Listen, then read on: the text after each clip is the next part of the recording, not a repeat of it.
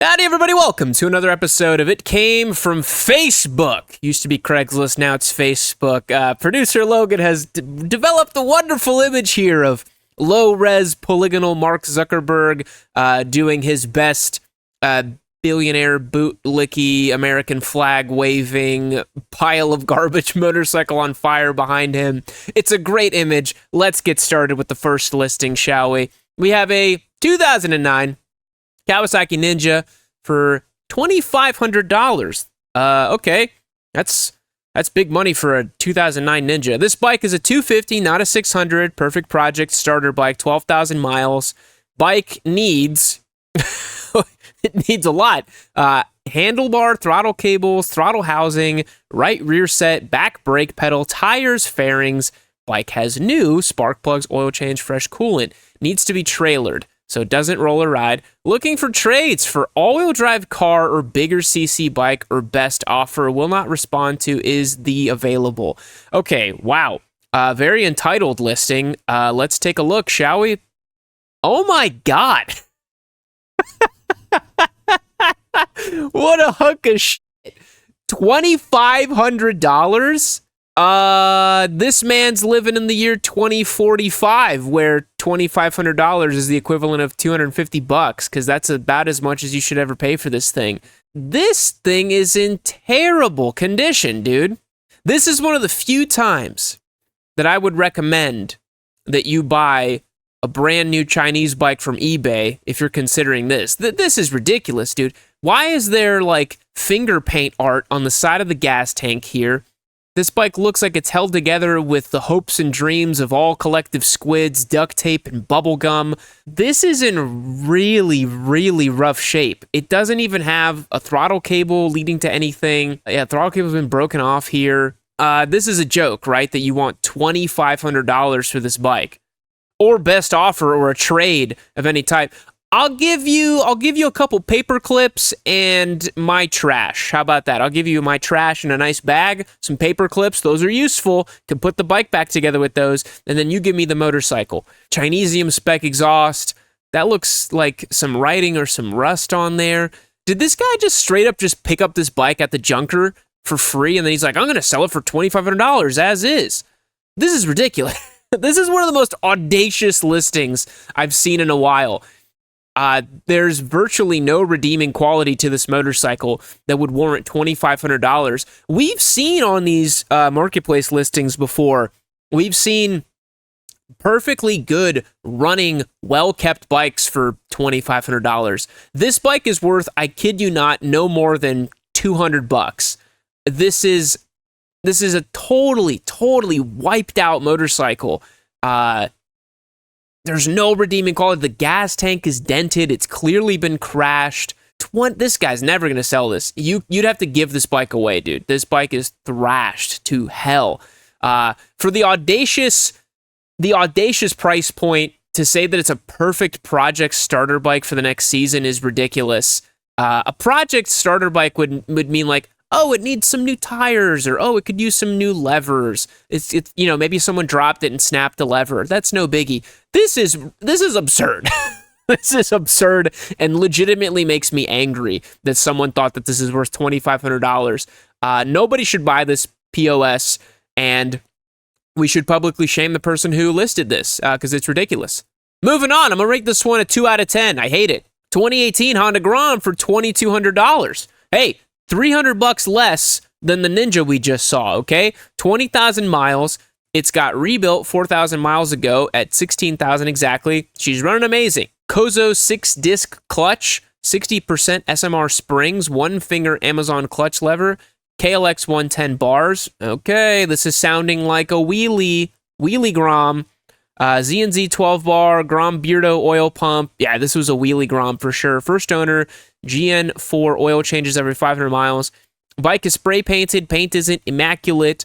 Front fender is cracked, zip tied. Could use a rear tire, I'm sure, if you're doing wheelies on the thing. Let's take a look. Yeah, it's a wheelie Grom. Guy's got the Modelo in hand. You can't make this stuff up, man. I don't know where these listings are from. I have a strong sense this is California, though, with these prices and the general zaniness that's going on here. So Modelo in hand, stunt Grom for $2,200. That's actually not a terrible price for a stunt Grom. Oh yeah, look at the boy. Look at the boy dragging it back there. Very nice. I paid, I think it was $2,800 for my bone stock Grom that ran great, and I threw a lot more money at it to make it a stunt Grom.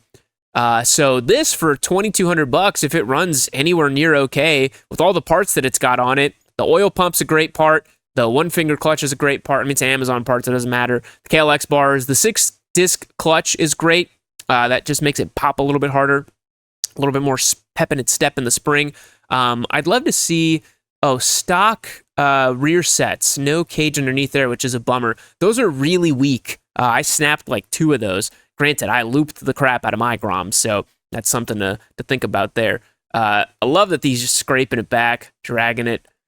That's great. It's a pretty decent little Grom, to be honest. It looks like the guy had a ton of fun using it, clearly. I love that I was like, I think it's a stunt Grom, and literally every single picture is him wheeling the bike. I'm like, yes, it's a stunt Grom. So yeah, I think this is a pretty decent buy if you're looking at specifically getting a tiny stunt Grom, but this is certainly not a good beginner bike. It's too modified, got too much crap on it, so I would say avoid it for those reasons. Otherwise, a pretty decent little stunt Grom for the price. Not bad. All right, next up, 2004 Aprilia RSV1000R for $7,500. Little spicy for a 21-year-old Aprilia. Let's take a look. Clean title, runs and rides great. 4,441 miles. That's not very much on the clock. New fluids, new battery, clutch flushed and bled, power command of 5, tires still have a lot of life. Probably needs a new chain. Haven't gotten around to replacing it. I've just been oiling it to be safe, but would definitely recommend replacing it. You're a lot of the information about the chain. He's like, chain's not bad, bro. The chain's fine. Just the chain's kind of crazy, but don't worry about it. But the chain, you should definitely look at the chain, but just oil it. But the chain's kind of bad. Beautiful spec, man. Aprilia RSV1000R. If memory serves me correctly, these are the old big V-twin Aprilias, if I remember, before they went V4 in the late 2000s with I think it was 2009 they did the RSV4 for the first time. So you get a big beefy aluminum perimeter frame. Look at that swing arm chromed out, dual disc brakes up here, pretty sporty ergonomics as well.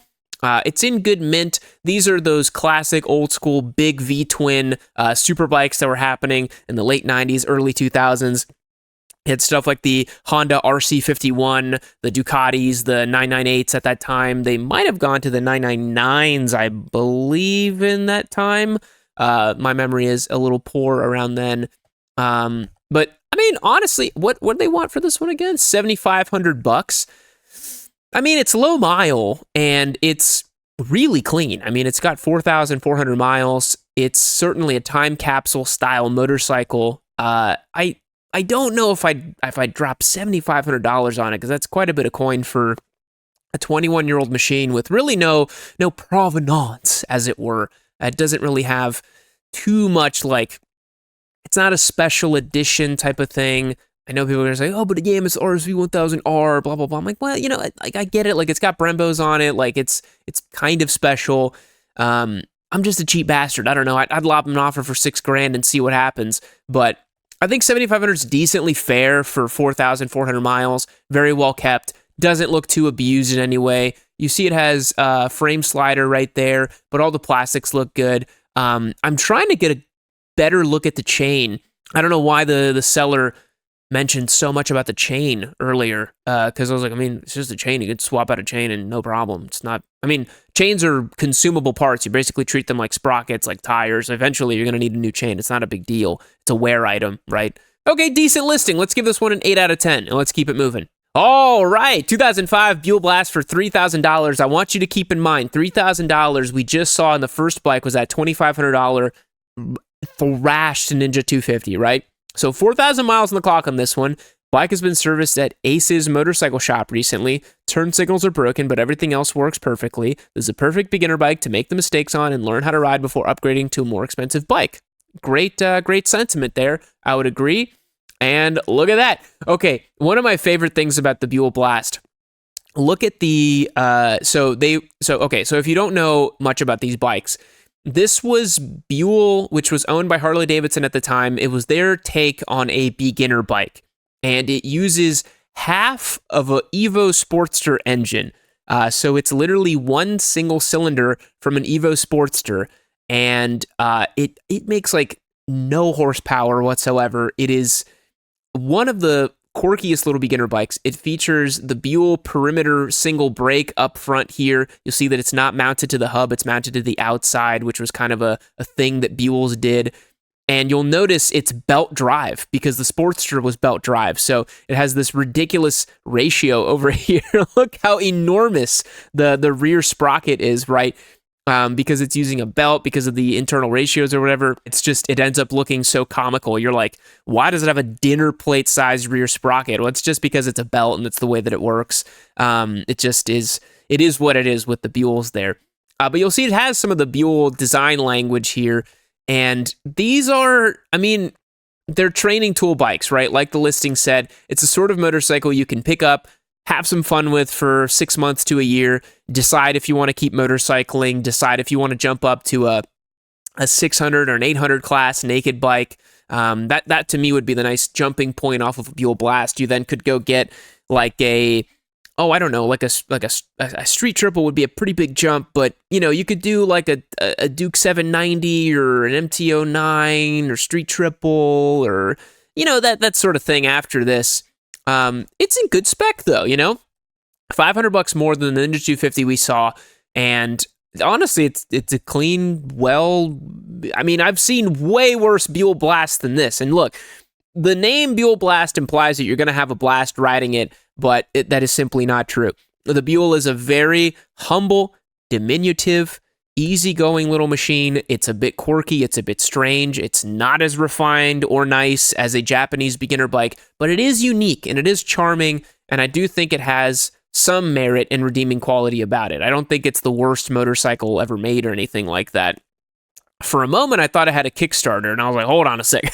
But it does not. It has a normal electric start up there as well. So, traditional beginner bike, easygoing, easy to ride, relatively good condition. Certainly one of the more oddball beginner bikes you could pick, but you could do a lot worse. Honestly, this is pretty decent. So, I'm going to rate this one a 7.5 out of 10. Keep it moving. All right, 1996 Suzuki RF900R, $4,000. I have actually not heard of this motorcycle. That's kind of rare for me. This guy says, I have a 96 RF900, has been a gem, been a fun bike. Unfortunately, I have to sell due to military. Has roughly 40,000 miles, tightened chain, cleaned out crankcase, gearbox, replaced rear brakes, has clip-ons for more sportier feel and look. Replace the fuel pump to an OEM. Miles will go up as summer continues. DM for any questions or concerns. Thank you. So we have a nearly 30-year-old. Did I do that math right? Yeah, it's 29 years old. Yeah, math is tough sometimes. 96 to 2026 would be 30 years. So we have a 29-year-old RF900. We have 40,000 miles on it, so relatively well-loved and used. Let's take a look. Yeah, this has to be California with these like mountains and the sunshine in the background, and I have this sense that it's California. So RF900, I don't know much about these actually. I've never heard of this model. I'm going to assume based on the frame, based on the geometry here, based on the styling of the fairings here, I feel like this was cross-platformed with some sort of 900-ish cc inline 4. That's what I'm going to guess that's underneath here. But I can't see the exhaust pipes. RF900R. This kind of looks like a BMW sport touring offering from the same time. It's kind of a handsome little bike, though. The purple and the single headlight here, it looks really good for its age. It looks like someone took care of it pretty well. I kind of like the retro RF900R, the seat over here. The tank looks to be in good shape. So yeah, it's got this big, beefy aluminum frame, like minimal welds on it, right side up forks, which were common for the time. I wish we could get a sense for the engine. Oh, that's so nice. The twin clocks right there. This triple tree looks a lot like the Busa's triple tree. Suzuki's probably harvesting parts from way back then as well. I guess we can't get a good sense of what the motor is. I apologize. I normally know pretty much any bike that pops up, what the engine is, what the kind of vibe is. But this one has really thrown me. I've never heard of this bike. This has really kind of thrown me for a loop. I'm gonna again take a guess here. Look how far up the handlebars are. Look at the overall styling of the bike. This is a sport touring bike through and through. You can really see that that's what it was designed for. Kind of an old school, not so super sport machine. We're coming full circle with motorcycling. It's kind of funny, but yeah, I mean this is pretty decent. I do notice here that we have a pink bar end, and then right here it disappears. So I'm not sure if it was dropped or something. It does look like that lever has a little bit of a scuffing on it, but it's hard to tell from the photos. What do you want for it? $4,000? I mean, 40,000 miles, 29-year-old Suzuki. I don't know if it's worth $4,000. It's in relatively clean shape. Eventually, in my opinion, every motorcycle ends up being worth like $2,500. No matter what it was, at some point, any bike after like 25 years or whatever, if it still runs and rides, it's like, yeah, it's $2,500. That's what it ends up being. And you know what? I like it. I like the kind of like old school vents over here. I'm going to have to look up more about this model later on because I don't know much about it, but we'll keep it moving here. We'll rate this one a 7 out of 10. All right, 2006 Ducati Multistrada, $4,200. Boys, prepare your eyes because I know that the mid-2000s Ducati Multis were, whoa, they were hideous machines. 18,000 miles, full service done, new timing belts, battery, fuel pump, brake and clutch fluids just replaced, new fork seals, good tires. Let's take a look. $4,200. Okay, you know what? I originally said that they were ugly. These have actually grown on me a lot. This actually looks sick. Okay, so check this out. It's got the like classic Ducati red trellis frame, the air-cooled L-twin engine here. This is not liquid-cooled, so this is an old-school Ducati mill, more reminiscent of my Ducati Scrambler Desert sled. So we're talking probably 2-valve Desmo at 18,936 miles. It's good to see that he's done the belts. That's a pretty big service that comes up on these. I would ask to see if Desmo has been done because I believe these have to have Desmo every 7,500 miles. So at 15,000 miles, you'd have to see Desmo service. It might be different for this particular vintage of Multi, but I do know that the air-cooled Ducati engines from this year, from this time, were like that, I think. But dude, honestly, I told you guys it'd be ugly, but these have honestly grown on me a lot. I think it looks sick. Oh, look at that. The classic old school Ducati gauge on these with the white. Oh, we didn't get very many photos of it, but honestly, it looks really good. What does he want for it again? What's the price? $4,200? I'm kind of inclined, dude. I kind of like it a lot. This is what happens when you've been motorcycling for a lot. Your tastes become a bit strange. You might think that I'd get really excited by a brand new R1, but I don't care. This kind of stuff excites me. A nearly 20-year-old Ducati Multi that looks this clean. You can do a lot with these, man. Like, these are on 17s. They're nice and sporty. Gosh, if memory serves me correctly, these actually I believe they share a frame and an engine with was it the Super Sport 900 from that time?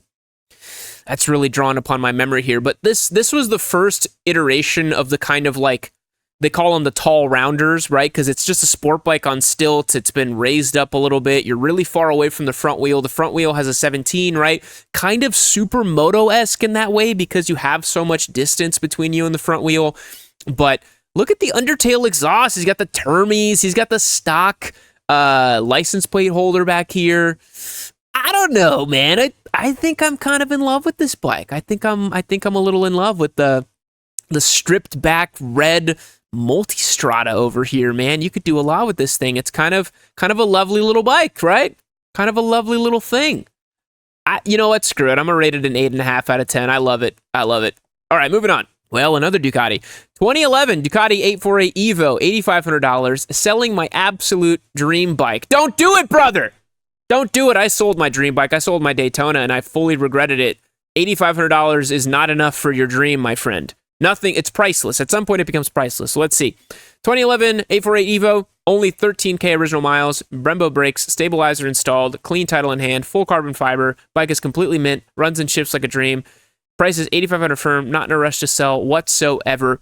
Let's take a look. Gorgeous machine. Gorgeous, gorgeous bike. What year is this again? 2011? So I really, really like the 848s for a couple of reasons. Number one, to me, they have classic Ducati energy, right? It has the real trellis frame. It was before Ducati was purchased by the VW group and started like really kind of modernizing and streamlining their bikes. After this motorcycle, you had the 899 Panigale and then the 959 Panigale and then the V2. They clearly got much more refined and better. This motorcycle is from the same vintage as the Ducati 1098. It was that motorcycle's little brother, so to speak. And I just think that this bike has sort of a perfect power to weight ratio, perfect styling to me. It looks just, funny enough, I actually prefer it in red because you can see the lines a little bit better. I really think that this bike has just really stunning lines. It has the undertail exhaust. It has the really classic Ducati vibe about it. Single-sided swing arm. It was a contemporary of the Daytona 675R in that time. The late 2000s, early 2010s, you had like the R6 was recently updated for the 2008 model year, the Daytona 675R, the Ducati 848 Evo. All of those bikes to me just harken back to this like hard edge super sport, like post 2008 financial crash. They're just really, really beautiful. And I really, really love these motorcycles. I think they're amazing. What do you want for it? $8,500? It's a super duper clean 848. You can tell this guy, let me see the tires. So I'm not trying to shame anybody. This was definitely used as a street-going motorcycle, unless he just put freshy tires, which it does look like based on the little nipples that you see on the side here. These look like brand new sets of rubber. He might have put fresh tires on and just not really ridden it much. It doesn't look like a motorcycle that saw much track abuse or anything like that. It looks like a bike that this guy probably just enjoyed in the canyons and on weekends, which is exactly the kind of bike you want like this. You don't want a basket case 848. Now, he did mention 13,000 original miles. I have a sense that he probably is up on the Desmo service and he took it to the dealer and they're like, yeah, it's going to be like $2,600 or whatever. And he's like, Jesus, I ain't paying that. And he's probably going to sell it. But the way that he wrote it, selling my absolute dream bike, dude, I don't know if this guy will ever see this, but don't do it. It's not worth it. Just keep it. I don't know your circumstances, but it's almost always superior to keep the bike that you love so much than it is to get rid of it. I think you should just keep it. So I rate the bike a solid 8.5 out of 10. Beautiful listing, beautiful bike, but I don't think you should sell it, my friend. I think you should keep it. All right, moving on. 2004 Honda CBR 600 F4i, $5,500. We talked about this bike a ton for our latest CBR 650R giveaway. 9,700 miles, perfect bike, zero issues, so don't ask. Don't even ask me. Don't ask. 2004 F4i, title in hand, cash and carry only, no trades. No, your mom can't pick it up, and you Venmo me. Price is fair and non-negotiable. So this guy's probably just really fed up with people giving him grief for the bike. So, 2004 600 F4i from Honda. You guys probably heard us talk about in the CBR 650R videos how the F4i is spiritually aligned with the new CBR 650R. They actually use a very similar design, similar frame design, similar kind of vibe about them. Loving the spiky red accents for the fairing stay right there. Really necessary and cool. Very cool and tough here. Very cool and tough on the CBR here. These are great. These motorcycles are basically unkillable. You really cannot destroy a CBR 600 F4i. They're used to stunt a lot of the times. People love stunting these bikes for various reasons. This was before, this was right after Honda split the CBR 600RR and the F4i into like their own things. They ran them side by side. This bike eventually morphed into the CBR 650F from like 2013 or 14. And then we have now the CBR 650R. So this is spiritually that same lineage. They didn't change it too much. I think, though, that this has an aluminum frame. If we see here, that looks like aluminum. That doesn't look like steel. It could be steel that's just polished or whatever, but that weld right here is different than what's currently on the CBR 650R. This was back before when it was a little bit more high spec. But yeah, very similar bike. $5,500. Reasonable for it. Reasonable bike. Reasonable for the money. It's got some squid mods on it. The red chain, the red spikies, the little like shorty lever things. This is certainly a bit of a street squid special, but not too bad, all things considered. Not too bad. So I'll rate this one a 7 out of 10, and we'll keep it moving. Okay, 2013 Victory Vision, $6,500. I ain't reading all that. We'll hit some highlights here. 27,000 miles. Look online for all the factory options. March, April 2024 included. I think that's for registration. Oil and filter, Lloyd's adjustable timing cam set at advanced 4 degrees. Bunch of stuff. Have a spare front tire. 3 oil change kits. The bike does have a Bluetooth option. Also quad lock. Please no low balls. I'm willing to review respectful offers. I'm located close to 112th and Federal.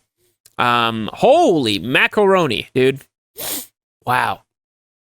Victory Vision. It is a vision to look at. Oh my God, look at the wing on this bad boy.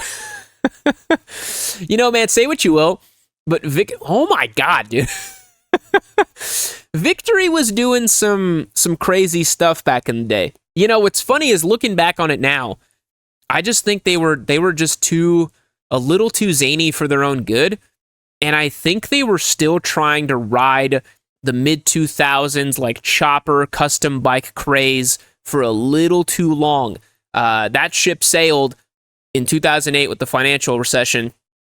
Most people can attest that I think that's when mid-2000s like excess boomer McMansion chopper custom bike culture kind of just like evaporated before our eyes, and then we entered the 2010s malaise that existed. But I think that was the Victory's problem. I think a lot of their motorcycles were a little too kind of like crazy and cutting edge and that sort of thing. And it was just like, looking back on it now, like this is a super attention-grabbing, crazy-looking motorcycle. So if you're into something like this, I mean, look at the side profile of this beast. I mean, look at the front of it. Look at this crazy teardrop shape, and like this is legitimately one of the wildest-looking stock bikes I've ever seen, and certainly has a lot of panache. And for $6,500, which is what he's selling it for, 27,000 miles. I mean, someone really enjoyed this thing, really rode it around. Look at this side profile. This is not normal. This is a crazy... Look at this shape here. I mean, it is beautiful. Like, look, the shape follows through here, and it's got this beautiful line.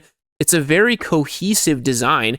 It's not to my personal taste, but I respect the fact that it's well executed, right? The wings in the front, the things in the side. I think it's cool. And $6,500 is pretty decent for it. All right, boys. We just figured out at the end of this video, there's actually Colorado and not California.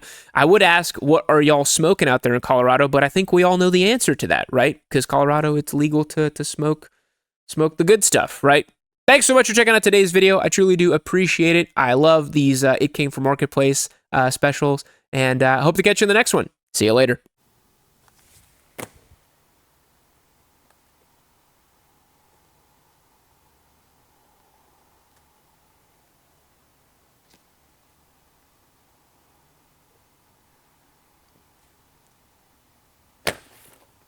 Keep watching, Emmy!